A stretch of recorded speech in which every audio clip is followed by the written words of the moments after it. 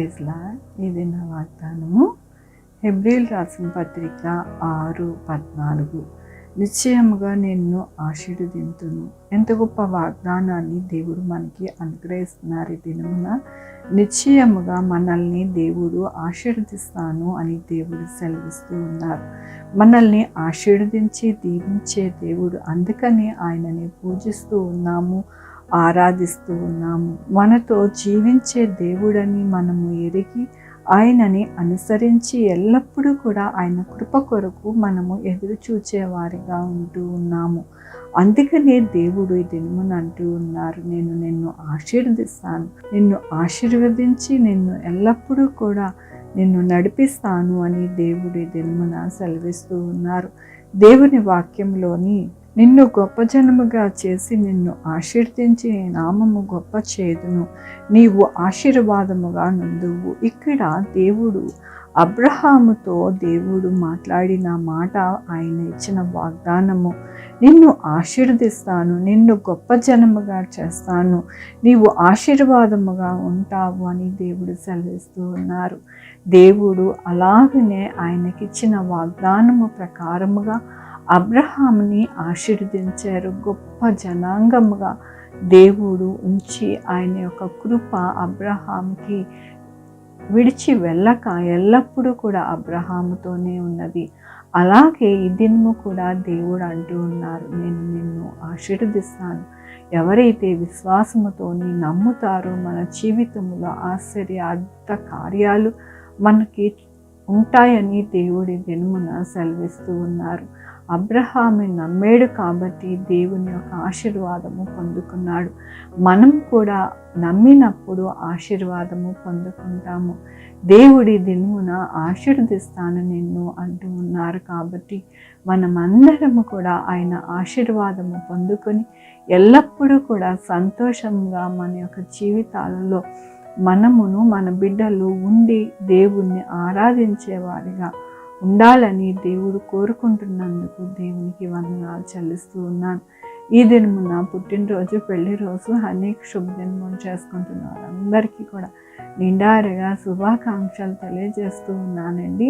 దేవుని ఆశీర్వాదము, ఆయన బహుమానము, ఆయన యొక్క కృప ఎల్లప్పుడూ కూడా మీకు ఉండునుగాక. ప్రార్థించుకుందామండి. యెహోవా దేవా, నా తండ్రి, నా ప్రభా, మీ కృపా కనికరిస్తాను బట్టి మీకు వందనాలు, స్తుతులు, స్తోత్రం చెల్లించుకుంటున్నాను. అవును నాయన, నా తండ్రి, నిశ్చయంగా మమ్మల్ని ఆశీర్వదించి ఎల్లప్పుడూ కూడా మీ కృపతో నడిపించే దేవుడవని నా ప్రభు ఈ దినమున మీరు ఇచ్చిన వాగ్దానమును బట్టి మీకు వందనాలు. అబ్రహాంకి నా ప్రభు వాగ్దానం ఇచ్చి నా ప్రభు నడిపించి ప్రతి విషయంలో ఉన్నతమైన స్థానంలో నిలవబెట్టారు.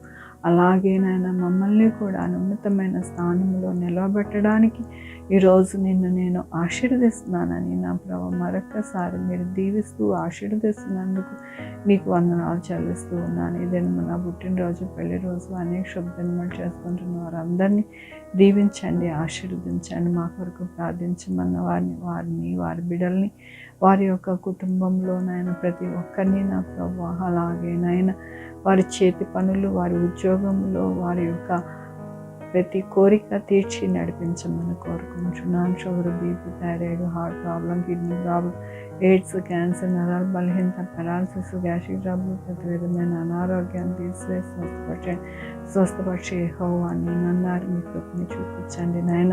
అలాగే నాయన నా ప్రభు హాస్పిటల్లో ఉన్న బిడ్డలు త్వరగా కోలుకోవడానికి సహాయం చేయండి. ఉద్యోగాలు లేని వారికి ఉద్యోగాలు దయచేయండి, ఉద్యోగాలు పోకుండా సహాయం చేయండి. ఆన్లైన్లో చదువుకుంటున్న వారికి, కాంపిటేటివ్ ఎగ్జామ్స్కి ప్రిపేర్ అవుతున్న వారికి నాయన, ఎస్ఐ ఎగ్జామ్స్కి ప్రిపేర్ అవుతున్న వారికి మీరు తోడై ఉండండి.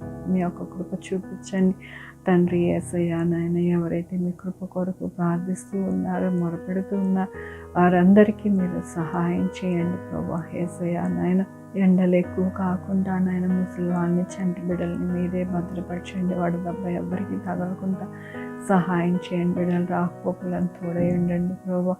ఆఫీసెస్కి, స్కూల్స్కి, కాలేజెస్కి వెళ్ళి వస్తుండగా మీరే తోడై ఉండండి నా ప్రభు.